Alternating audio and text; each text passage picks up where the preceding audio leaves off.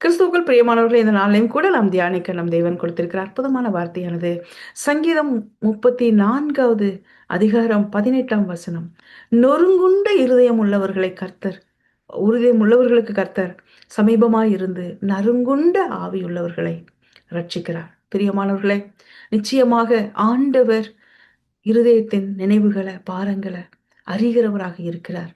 அவர் சமீபமாய் வந்து அவர் ரட்சித்து உதவி செய்து கூட இருந்து நடத்த வல்லமை உள்ளவராக இருக்கிறார். நாம் ஜெபிப்போம்.